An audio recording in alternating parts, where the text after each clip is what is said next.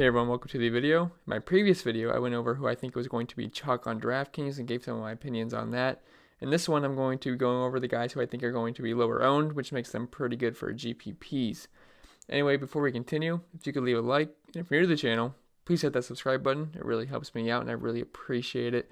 And you guys want to follow me on Twitter, I am at ChrisPennell16, links in the description below for that. And if you're looking behind me, this is my NFL spreadsheet. I took a ton of time over the summer building this. Took about 3 months just to try to get it exactly how I wanted it. It's got the player info in there, the matchups, the Vegas total, the pace they played at, 2018 stats. That'll switch over to 2019 stats soon enough. And then defense versus quarterback, DVOA. I got some PFF exclusive stats on there that I'm going to plug in. The game info, the weather, the factors, and then I have projections on there, rankings, which these are not updated for week 1. These are just random projections I have on here, and then it builds a ranking system. So this is not what it actually is, so I will have that updated by week 1. But if you are interested in having access to this, links in the description below for my Patreon. It's $10 a month. That's like 2 something a week. You get access to my Slack chat, my rankings, my projections. I'd love to do a live stream for you guys. I don't know how many people would actually be interested in that. I want to do it for like 5 people. But if you guys are interested, I'd love to do something like that. All of that is available in the link in the description below. And enough plugging and commercial. Let's get into this video. So first guy I want to talk about, now let's remember, these are not my favorite plays in the world, but these are the guys who I think are going to be lower owned. That has a decent shot at paying off in GPP as a low owned plays. So let's talk about Jared Goff at 6,200 versus the Carolina Panthers. So I don't hear anyone really talking about Goff for week 1, and I like the idea of playing him at lower ownership. I think a lot of this has to do with some of the bad games he had late in the season, and especially the Super Bowl, but I'm willing to look past that and realize he's on one of the top offenses in the league with an amazing offensive mind in Sean McVay in his ear all game, literally right in his ear all game. And also the Rams had the 3rd highest implied total of the slate, and with Gurley having knee issues, I could see possibly more attempts for Goff in the passing game, obviously. And the Panthers were 24th DVOA versus the pass last season, and Goff has plenty of weapons to spread the ball around to in Cooper Kupp, Robert Woods, Brandon Cooks, and don't forget about Todd Gurley out of the backfield either. And don't forget most of Goff's struggles came after Kupp tore his ACL. Him and Kupp have such a good connection, so it's going to be huge for him to get back on the field with him. Because, when you got your guy out there, things just seem to go much more smoother. And I also think this game can stay pretty close with the Panthers at home, and they have solid weapons as well, so they should be able to put up some points, making Goff have to throw the ball the entire game instead of just pounding it down their throats. So I think Jared Goff, he's a nice low-owned option. I can see him being under 8-10%, and I think that's just fine for GPPs, but the upside that offense has on a weekly basis. And the next guy at 6,400 is Baker Mayfield at 6,400 versus the Titans. So disclaimer, I am a huge Browns fan. I know I'm not a new one that came on the bandwagon after Odell joined the team and after this offseason. I was born in Ohio and I've endured the pain for years outside of 2007 season when they went 10-6 and still missed the playoffs. But Baker is coming off a season where he had to start out with a mess that was Hugh Jackson, but now he has a full offseason with Freddie Kitchens to develop. I really hear a lot of chatter about the Browns' weakness being their head coach, but I follow this team closely. The players absolutely love Kitchens, and he has a great relationship with Baker and the rest of the players, so I really don't have any concern about the coaching staff. And the offense was on another level when he took over the play calling duties too. One of the most efficient offenses in the league, got a ton of yards. And now they're gonna add one of the premier wide receivers in the league on a team that was already moving the ball well. I'm all aboard the hype train. Baker has plenty of weapons to disperse the ball to in Nick Chubb, David Njoku, Hollywood Higgins, Jarvis Landry, and Odell. I know the Titans are the softest matchup in the world, but this isn't the best matchup in the world for the Titans defense either. You got to look at it both ways. Playing at home will also be a huge advantage to them, as the city hasn't been as hyped for the Browns as they are right now for years. Titans were 21st DVOA versus the pass last season, which is below average, but they only allowed 16 points per game to the quarterback position, which is pretty tough. But nonetheless, Vegas expects the Browns to put up points, 25.5 to be exact. And I think Baker has all the weapons and all the tools to have a pretty big day here. So I do like Baker Mayfield in GPPs, not in cash, but GPPs is fine. And the last guy I want to talk about is Cam Newton at 6,500 versus the Los Angeles Rams. Our last memories of Cam are not very good at all, as he was dealing with a shoulder issue, which gave him a noodle arm. Like, seriously, a straight up noodle arm. He could barely throw the ball 20 yards. It was really hard to watch. They even brought in a backup to throw like a 50-yard Hail Mary at the end of a half of one game last season. And I owned Cam in my season-long league, and it was fun for the first half of the season, and then it took a roller coaster down.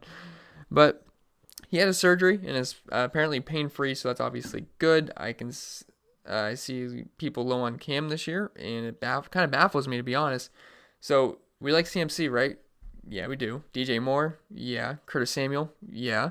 Well, who's going to get him the ball? That's Cam Newton. So if we like all of Cam Newton's weapons, we obviously have to like Cam Newton, right? It just makes no sense not to like him. And he should be nearly fully mobile, which is one of the reasons we love.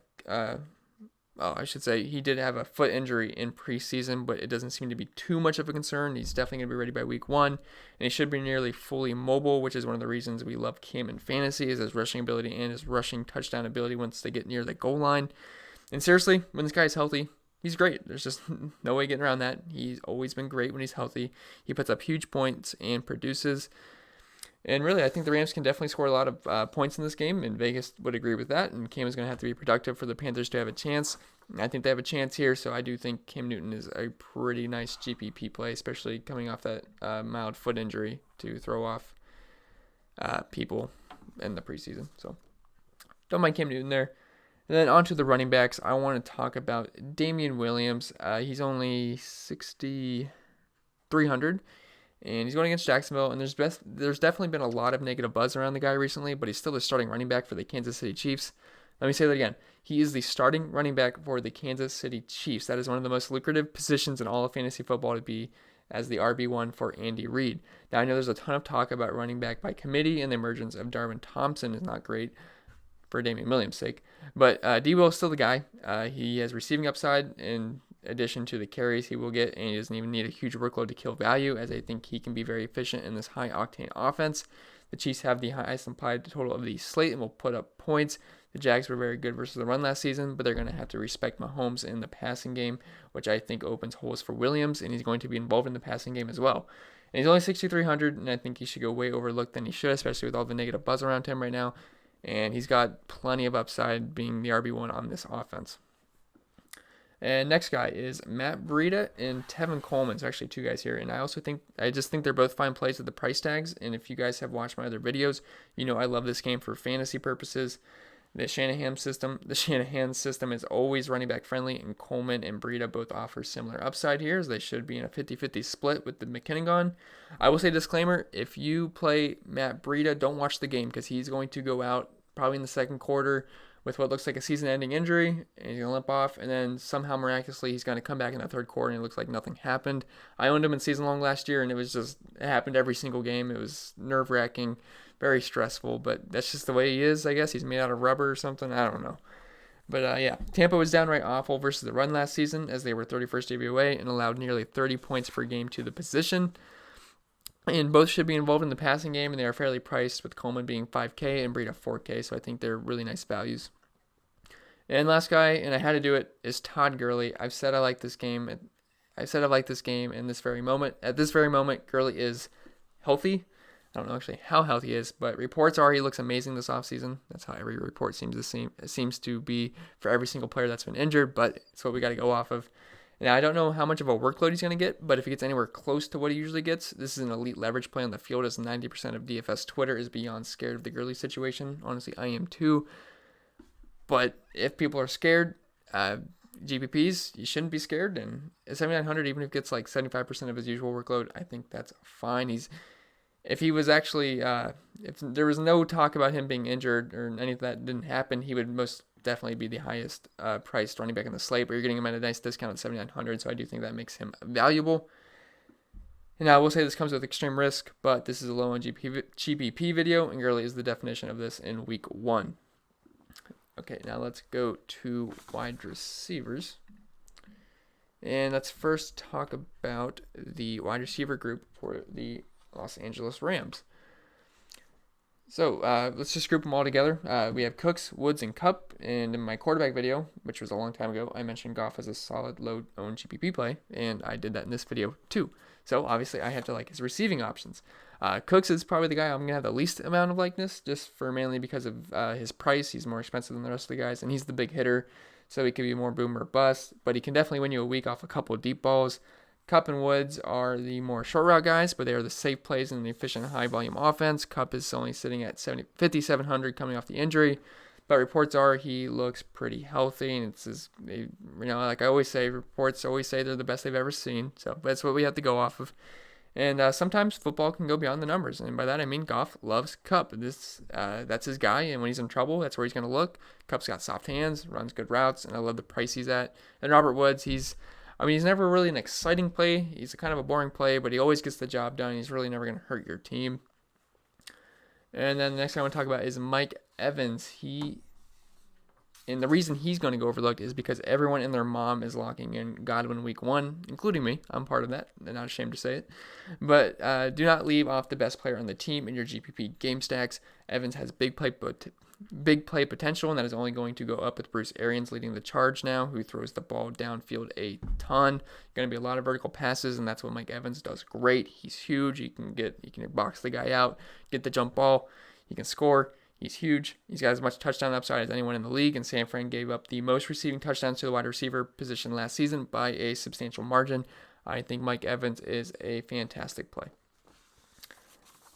And then our next guy is D.D. Westbrook, who has shown a solid connection with Nick Foles so far this offseason, preseason, whatever. And I will say John DeFilippo said, and I quote, "He's the best route runner he has ever seen." And he was with the Vikings last year. And on the Vikings, they have Stephon Diggs and Adam Thielen. Both elite route runners, so that's saying a lot now. He might just be saying that because that's now his receiver, but still, it's some pretty big words to say when you've been coaching guys like Stephon Diggs and Adam Thielen are some of the best route runners in the league, if not the best. Antonio Brown's there, but you know what I mean. The Jags are going to have to throw to stay in this game, and it shouldn't be too hard to hit value at 4,800 versus a KC team who struggled on defense last season. They struggled more versus the run, but still nonetheless, even if they do get blown out, there's going to be garbage time. He's got a much better quarterback this season in Nick Foles compared to Blake Bortles. I think D. Westbrook is a fine low-owned GPP play. Then for the tight end position, not a lot here. In cash games, I'm definitely going Hunter Henry or Evan Engram, and if you want to spend up, Travis Kelce's fine, obviously. But not hearing too much buzz about Austin Hooper. He's at an interesting price tag of only $3,200. The Vikings were 30th EV waivers the position last season, and Julio should be shadowed, and Freeman facing a tough run D, and they got not a very good offensive line. I can see Hooper getting some targets here, and he should do enough to get value. He's probably one of the best values at tight ends. I can see a lot of people going, well, obviously everyone's going to play Hunter Henry at 3,900, so I can't see a ton of people going to Austin Hooper. I can see people playing Jason Witten just because his names are more recognizable, especially for all the casual fans. So don't mind going with Austin Hooper. And for defense, I don't know, the Jets or the Bills. I think the Ravens are the most obvious choice, but they're going to be high owned. The Browns may be a low GPP owned play. I can't see them having too much ownership, but it should be a sack party for them with Taylor Lewan not being available for the first 4 games, I believe. But yeah, Ravens, Eagles, Cowboys, all great plays. Browns, Seahawks are a good play, even though they don't have the best defense. Jets, Bills should be a low-scoring game, but really don't have much for you on defense. Really just plug and play. If you're not playing the Ravens, just pick a favorite at home, preferably. Anyway, guys, that's all I got for the video. Hope this was helpful for you. I am going to do a showdown video, I think. Not positive, but I'll try to do a showdown video for week 1, and then I'll do installment videos going up to the week 1 season starting on Monday. So anyway, guys, I'll leave you with that. If you're interested in the entire sheet, sign up on September 1st so you don't get double charged tomorrow, because Patreon charges you on the 1st of the month and when you sign up. Kind of stupid, right? But I don't know. I can't control it. So I'll leave you guys with that. I'm going to do a NASCAR video tomorrow. If none of you guys have ever played NASCAR before, I cover NASCAR all season. It's been a great season so far. So if you're bored and looking for something to do on Sunday, I will cover NASCAR. So yeah, I wish you guys the best of luck in whatever DFS sports you're playing this weekend. I'll have MLB videos out, and I will see you guys in the next video.